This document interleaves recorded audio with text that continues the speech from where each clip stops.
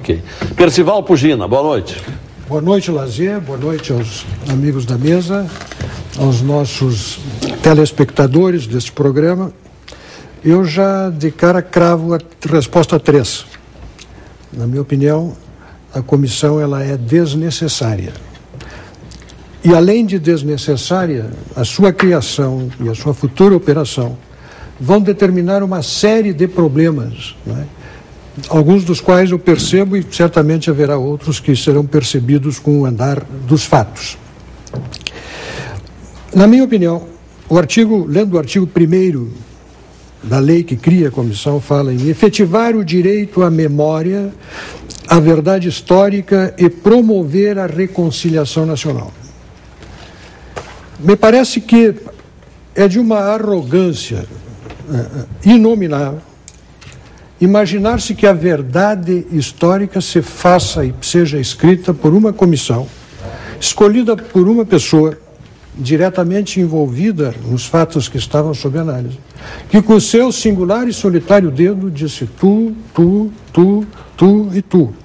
Vocês, 7, que eu escolhi, vão trabalhar pagos pelo governo, dentro ou a serviço ou nas dependências da Casa Civil da Presidência da República, e vocês vão estabelecer aí a verdade sobre os fatos. É elementar que história não se escreve assim, principalmente quando os fatos da história se referem a um conflito onde dois lados estiveram no que se convencionou chamar de guerra suja, uma guerra vestida de violência, onde se cometeram atos de causar náusea de parte a parte. O Pedro Ruas salientou alguns e muitos outros aconteceram, né? De parte daqueles que pegaram em armas. Poderia dar um exemplo, são mais de uma centena de casos para contar. Vou pegar o exemplo mais agudo, o atentado no aeroporto de Guararapes, que foi o primeiro ato de grande violência acontecido quando foi posta uma bomba, né, num ato em que estava esperando a chegada do candidato à época Costa e Silva, o aeroporto cheio de gente. No meio da espera, chega a notícia de que o presidente ia chegar num outro lugar, porque o avião tinha tido um problema, e o aeroporto esvaziou. Ficaram poucas pessoas. Apareceu uma maleta. Um agente de segurança pegou a maleta, levou para o DAC. Era um ex-jogador de futebol do Santa Cruz. Quando largou no balcão, a bomba explodiu. 17 vítimas, 2 mortos, 15 feridos. Se o aeroporto estivesse cheio, teria sido uma chacina. Esse fato está relatado nos seus detalhes por Jacob Gorender, que é um historiador respeitável, que relata exatamente as circunstâncias, diz quem foi o autor, quem a concebeu e como essas coisas foram executadas. Execução de pessoas que não tinham nada. Mataram um policial, um marinheiro inglês, como um agravo ao governo britânico em apoio ao IRA, o movimento revolucionário da Irlanda. Mataram um oficial americano, não tinha nada a ver com peixes, foi executado na frente da família. A violência foi de parte a parte. Vamos pacificar o país? O senhor e a senhora que nos assistem são testemunhas. O país foi pacificado. Nós passamos 30 anos, Lazier, muito longe daquele clima terrível dos anos anteriores a 64 e os que sucederam a 64. Eu acompanhei, assim, de fora da política, sem partido, sem participação. Inclusive, quero salientar, fui fichado no DOPS naquele período por me opor de saída à expulsão de professores da universidade. Mas eu sei o que era o estresse político em que nós vivemos durante aquele... Dizer que o país não foi pacificado foi pelo instrumento certo, que não foi sacado do colete de ninguém, que é tradicional na história do Brasil, o instrumento da anistia. Tanto o país foi pacificado, que aqueles que pegaram em armas na ocasião, hoje governam o país.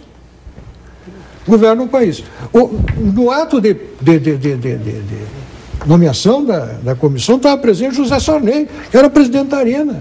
O ambiente do país é outro. O que vai acontecer a partir da sua ação dessa comissão, muito provavelmente, é um estresse nas relações políticas, né? E com um agravante, só para concluir aqui, isto é um ente administrativo que foi criado para desempenhar uma função de inquérito que não tem competência para fazer à margem da justiça sem presença de advogado. Imagine nosso telespectador telespectador o que vai acontecer quando o primeiro acusado sentar numa cadeira. Toda a imprensa mundial vai estar ali. Essa pessoa pode ser um bandido, miserável, desgraçado, que merece todas as penas do mundo.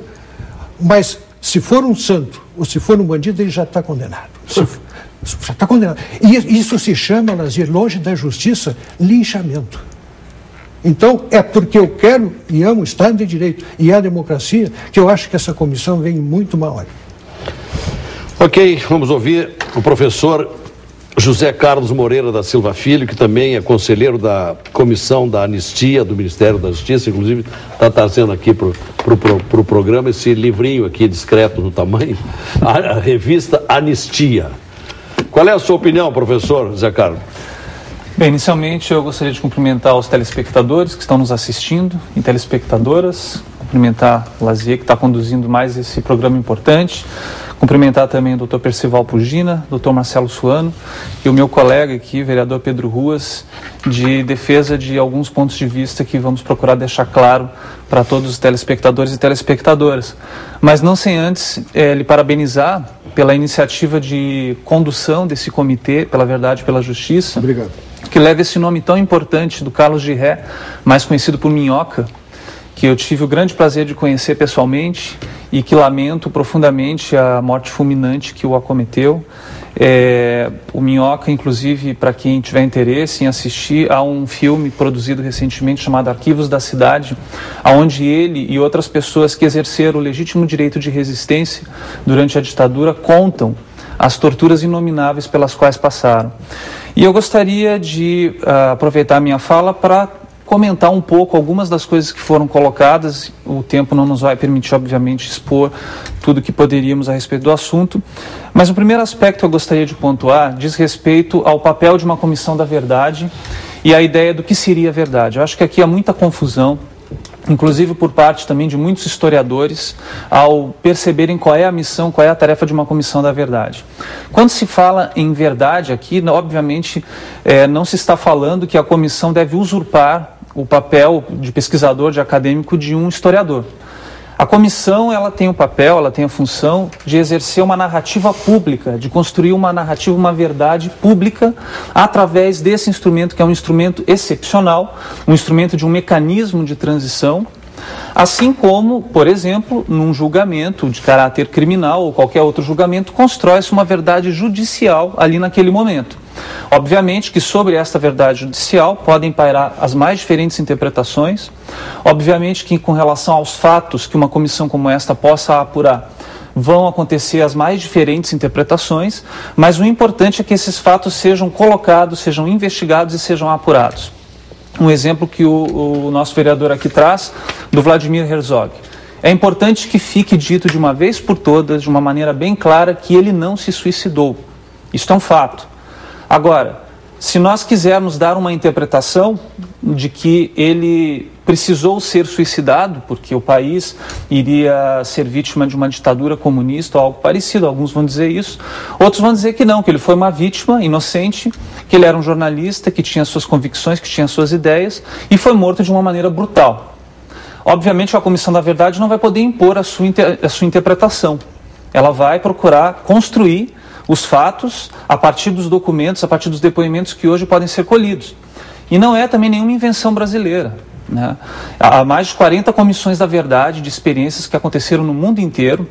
Só para citar um exemplo, é indispensável, que nós devemos levar de parâmetro, porque é bem próximo nosso, que é o caso da Argentina. A CONADEP, que passou a trabalhar a partir do final de 1983, quando o Raul Alfonsín assume a presidência, conseguiu identificar 9.000 casos de desaparecidos políticos. Conseguiu trazer ao olhar público, conseguiu instrumentalizar julgamentos que só vieram a acontecer depois, graças ao seu trabalho. E alguns generais foram para a cadeia. Exatamente. E aí é que eu entro um pouco no aspecto que o Pedro Ruas havia colocado, da punição. Eu particularmente penso que o papel de uma comissão da verdade não é necessariamente ela exercer essa função de punir ou de ter algum poder jurisdicional. Inclusive, no caso argentino, após a conclusão do relatório Nunca Mais, houve a lei de anistia, que ali apareceu bloqueando as investigações, que é a lei da obediência devida e do ponto final. Depois, quando o cenário político favoreceu a retomada de uma interpretação do direito argentino à luz do direito constitucional, esses julgamentos puderam acontecer. E aqui eu quero deixar uma coisa bem clara, eu já tinha dito da outra vez, nós não podemos entrar nesse raciocínio, na minha opinião, de que eram dois lados.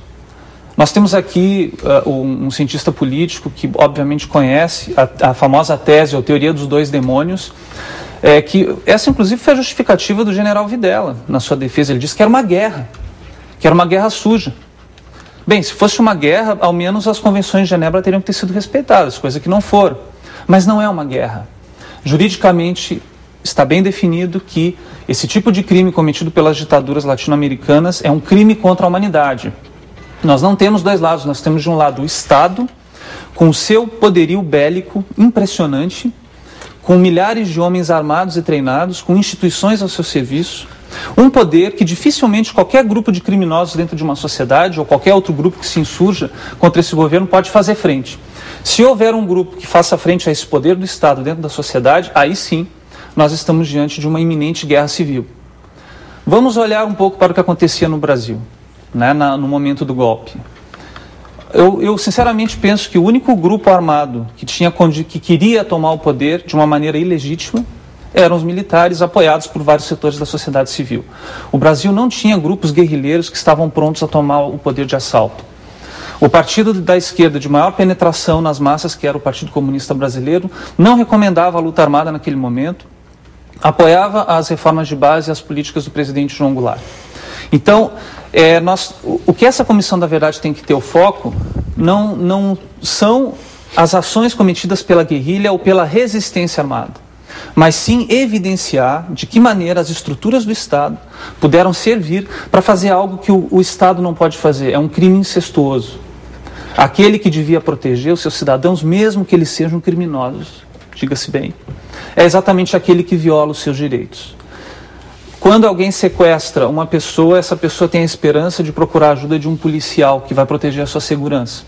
Agora, imaginem o pavor da pessoa quando quem a sequestra é um policial. E pior, a mando de uma política de Estado que foi disseminada no país e que continua a produzir seus efeitos perniciosos. No Brasil não foi feita nenhuma reforma institucional de peso em termos de segurança pública. Os juízes que fizeram vistas grossas à tortura, que apoiaram aqueles julgamentos ilegítimos, que se apoiavam em atos institucionais, imunes, que não poderiam ser analisados pelo Poder Judiciário, continuaram todos nos seus empregos. Os militares, os policiais que praticaram essas torturas continuaram todos nos seus empregos, continuam recebendo aposentadorias até hoje, em valores que superam largamente qualquer valor que um perseguido político da época da ditadura recebe hoje a título de anistia.